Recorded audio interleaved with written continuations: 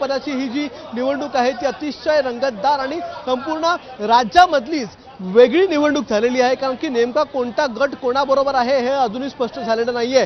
जरी काँग्रेस आणि राष्ट्रवादी एकत्र यांनी गट स्थापन केला असता, सेक्युलर फ्रंट स्थापन केली असती तरी त्यांच्याबरोबर समाजवादी पार्टीचे 6 नगरसेवक येणं अपेक्षित होतं। मात्र अचानक समाजवादी पार्टीचे नगरसेवक जे आहेत त्यांनी आमदार रईस शेख यांची साथ देण्यास नकार दिला होता आणि त्यानंतर सगळी गणितं बदलली। मग भाजप या ठिकाणी पुढे आलं आणि भाजपने देखील सत्ता स्थापनेचा प्रयत्न केला। मात्र भाजपकडे देखील आता या ठिकाणी संख्याबळ नाही अशी शक्यता आहे, कारण आधी भाजपने नारायण चौधरी यांचं नाव जाहीर केलं होतं, त्यानंतर त्यांना विरोध झाला, मग शेवटी स्नेहा पाटील यांचं नाव जे आहे ते जाहीर करण्यात आलेलं होतं आणि त्यामुळेच भाजपचे नारायण चौधरी यांनी काही नगरसेवकांना घेऊन काल काँग्रेसमध्ये जाण्याचा प्रयत्न केलेला आहे। आणि ही सगळी जी घडामोड आहे ती सगळ्यांसमोर झालेली आहे, पण अंतर्गत देखील अनेक घडामोडी झालेल्या आहेत आणि यामध्ये शिवसेना देखील मोठ्या प्रमाणात पक्ष आपली सत्ता स्थापन करण्याचा प्रयत्न करण्यामध्ये आहे, कारण की शिवसेनेकडे देखील संख्याबळ जुळवाजुळवी सुरू होती।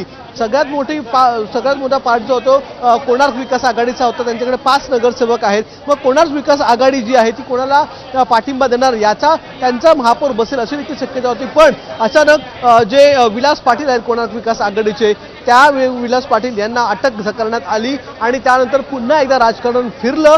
भिवंडीमधलं राजकारण त्यामुळे बदललं गेलं आणि कोणार्क विकास आघाडीने थेट शिवसेनेला पाठिंबा दिला। आता शिवसेनेचे 12 नगरसेवक, कोणार्क विकास आघाडीचे 5 नगरसेवक, त्यांच्याबरोबर भिवंडी शहर विकास आघाडीचे 3 नगरसेवक, एक अपक्ष आणि समाजवादी पार्टीचे काही नगरसेवक असे एकत्र त्यांनी गट स्थापन करण्यास जाणार होते, मात्र ते देखील पूर्ण झालं नाही आणि शेवटी आता नेमकं कोणाकडे ही महापौराची खुर्ची जी आहे ती कोणाच्या वाट्याला येणार हे अजूनही स्पष्ट झालेलं नाहीये। एकीकडे नारायण चौधरी यांचं नाव हे अगदी कालपर्यंत नारायण चौधरी यांचं नाव जे आहे ते निश्चित मानलं जात होतं, मात्र रात्री अशी घडामोड घडली की काँग्रेसच्या शहराध्यक्षांनी आक्षेप घेतला आणि थेट राहुल गांधींना पत्र लिहिलं। राहुल गांधींना पत्र लिहिल्यामुळे कुठे ना कुठे राहुल गांधी यांच्यापर्यंत हा संपूर्ण वाद जो आहे तो पोहोचलेला आहे आणि राहुल गांधींना सांगितल्यामुळे आता काल रात्री काँग्रेसकडून देखील काही प्रमाणामध्ये दबाव जो आहे तो आणण्यात आलेला आहे आणि त्या दबावानंतर अखेर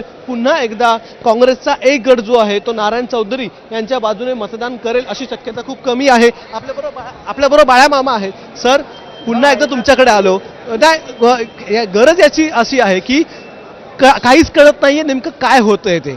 आता तुमची देखील काही पत्ते लपवलेले आहेत, ते तुम्ही जोपर्यंत महापौर पदाची निवडणूक होते तोपर्यंत तुम्ही उघड करणार नाही आहात, पण नारायण चौधरी हे तुमच्याबरोबर आले अशी शक्यता काल सांगितली जात होती। हर्षवर्धन सकपाळ यांनी देखील पत्रकार परिषद घेतली। आताची काय परिस्थिती आहे? शक्यता नाही, ते आमच्या सोबत आल्यात ना। किती नगरसेवकांना घेऊन आले? 9 नगरसेवकांना घेऊन आल्यात। मग हे सगळे जण जर तुमच्याबरोबर आले असतील तर भाजपने देखील व्हीप काढलेला आहे, मग ते बाद होण्याची देखील शक्यता सांगितली जाते। 20 तारखेनंतर बोलू ना, आजच्या नंतर बोलू ना, उद्या बोलू ना त्या विषयावर। सगळं संख्याबळाचं गणित आहे, त्यांचे गणित जर कमी झालं, म्हणजे त्यांचे 9 नगरसेवक कमी झाले तरी पण तुमच्याच पक्षामध्ये महापौर पद असेल। महापौर आम्ही जे भिवंडी सेक्युलर फ्रंट केलेला आहे त्या सेक्युलर फ्रंटचाच अनाऊन्स होईल।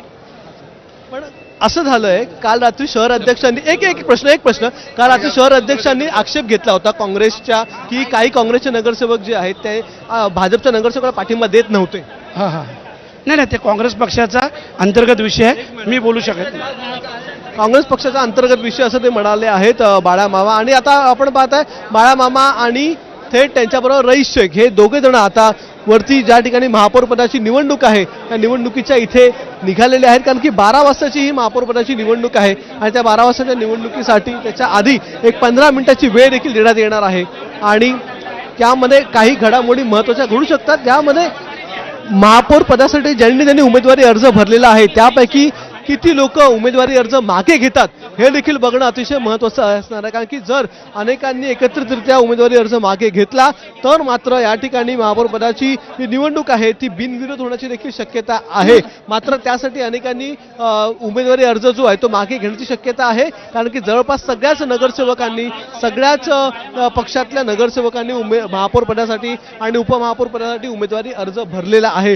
त्यामुळे जर आता उमेदवारी अर्ज कोणी मागे घेतला तर बिनविरोध होण्याची शक्यता आहे, पण ही शक्यता फार दुसर सांगितली जाते की याचं कारण देखील आहे की मोठ्या जे सगळे, कारण की शिवसेना आहे, भिवंडी विकास आघाडी आहे, कोणार्क विकास आघाडी आहे, यांच्याबरोबरच काँग्रेस, राष्ट्रवादी आहे, सेक्युलर फ्रंट आहे, या प्रत्येकाने आपापला महापौर जो आहे या महापौर पदासाठी इथे उमेदवारी अर्ज भरलेले आहेत आणि हे उमेदवारी अर्ज जे आहेत ते भरल्यामुळे सगळ्यात महत्त्वाची गोष्ट हीच झालेली आहे की या उमेदवारी अर्ज भरल्यामुळे कोण अर्ज मागे घेणार हे सगळ्यात बघणं महत्त्वाचं असणार आहे. जर कोणीच अर्ज मागे घेतले नाही आणि जर ही महापौर पदाची निवडणूक जर रंगली तर त्यामध्ये शेवटी वोटिंग होईल आणि वोटिंगमध्ये खूप मोठ्या प्रमाणात अंतर्गत गटबाजी जी आहे ती समोर येण्याची शक्यता आहे. काँग्रेसमध्ये नाराज गट आहे, भाजपमध्ये नाराज गट आहे, इव्हन शिवसेना ज्यांच्याबरोबर आहे विलास पाटील ते देखील येण्याची शक्यता आहे. त्यामुळे ते कोणाच्या पाण्यात मत टाकतात हे अनिश्चित आहे. समाजवादी पक्षाचे 6 नगरसेवक जे आधीपासूनच त्यांच्यावर प्रश्नचिन्ह होतं ते नगरसेवक नेमकं काय करणार याकडे देखील बघणं महत्त्वाचं ठरणार आहे. त्यामुळे एकूणच भिवंडीमध्ये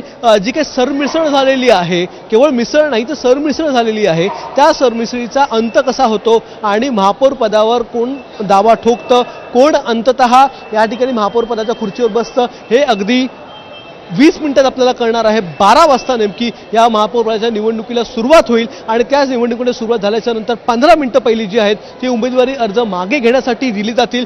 उमेदवारी अर्ज कोण कोण मागे घेतो याच्यावर देखील महापौर पद ठरेल आणि त्या 15 मिनिटानंतर जरी 2-3 महापौर पदाचे उमेदवार असले तर त्यावर वोटिंग होईल आणि वोटिंगमध्ये निश्चित होईल की नेमका महापौर भिवंडीचा कोण होणार ते. माधवी, नक्कीच आता केवळ 20 मिनिटं उरलेली आहेत. 20 मिनिटांनी भिवंडी